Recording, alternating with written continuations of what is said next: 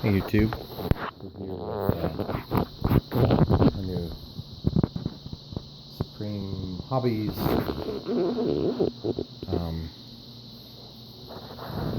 I think it's actually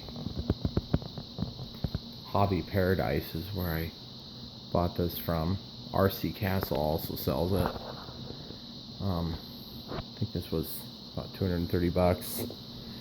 Got it here on Friday afternoon, shipped from Hong Kong, ordered Sunday night the same week. Is that not phenomenal shipping times? Ordered a couple servos. They're like a 9-gram size, but actually 13 grams because of Metal Gear. And this thing has all 5-gram servos, plastic gear. Look at the scale details you get with this thing. I mean, of course, you got to put all this little stuff on. I haven't organized things, and yeah, I've only got 1,000 milliamp 3S in there. I intend to use my 45C 3S Turnigy 45 through 50 high discharge lipos 2200 milliamp 3S. If that doesn't work, I'm going to go up to 60 through 100C discharge 3300 milliamp 4S, which this thing is fine for 4S or 3S. And I mean, just look at these Sweet Winglets. I mean, just really scale. I've just done some touch-up paint job and stuff, and they give you the control horns and all that stuff, and of course they want you to stick them upright and, you know, have giant long screws sticking through. Of course, I worked all that off with the Dremel. Not just one antenna, you've got 1, 2, 3 antenna, and then a 4th. And guys, look at these. I touched up the color scheme. They were different colors. This was different than that, which was also different from this with the black surrounding it. Let me go ahead and cycle the gear for you guys. This is so cool. 1, 2, 3, 4, 5, 6, 7, 8, 9, 10, and they close. And I need to adjust these. They're not quite getting there. You can see it looks glossy and very white. Well, that's an after the fact. Here, I'll show you what it looks like opening. Down they go. Then 1, 2, 3. What a cool gear door sequence. And look at that. Look at the nacelle. Look at this. We have 11 blades, 50 millimeter EDFs. They're going to be powerful. Of course, I'll show you that real quick. I don't want to knock it off the stand, so I'm just going to barely kick them on. I don't want to fire it up because like 3 a.m. so put my throttle cut back on. Guys, I got my timer set for 3.5 minutes. I don't know what to expect for times on this or flight times. One thing I need to still do is get my adjustments made on my rough adjustment on my ailerons. Look how dinky these ailerons are for this big bird. And those little 5-gram servos, let me give you a shot. They look like they're probably an alright size, but good lord, just throw a 9-gram servo on there. Save yourself the trouble. To our defense though, and these things, of course, I painted those. Sorry about all the steam there, guys.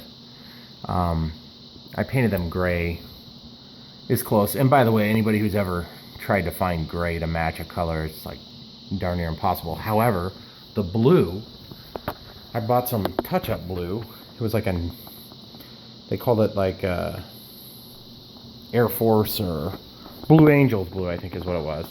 And boy, it matched perfect. I had a little bit of touch-up on this decals. The decals came all pre-installed. This is a servo. You can't see because I painted it in really nicely on the 1080p image there. I'm sure you can see how crappy it looks when you get up close right here. But sorry, autofocus sucks on this thing. But I wanted to be able to see the A, and before there was just a gray servo, so it kind of made it hard to see the A320. And then over here, the A looks a little bit like a 4 because the backdrop of white on white. But these little ailerons are not going to bode well for flaperons, and we've got these canoes here. And you might have noticed that landing gear have this little protrusion here in the wing. It's going to make it very tricky when I try to do flaps. I'm definitely doing flaps on this plane. I just don't know exactly how I'm going to accomplish that. And they're going to be big flaps. That's why I wanted to use a full 9-gram servo metal gear. And I got these Emacs. I've had really good luck with these. I'm getting a little fed up with the Hextronic servos getting stripped out on themselves, and a lot of times it's just little minor bumps and bruises and they strip out. They're powerful and they're cheap, but these things here, they're only like $4.99, I think. Metal gear, normal and reversed. So really excited to figure out how I'm going to do it. I mean, I'm going to make this stuff look sweet. You can see even, I mean, just look at the details. We got lines for spoilers here. Of course, you know, there's not enough girth to the wing to do a spoiler on this. I would have to add a superficial spoiler.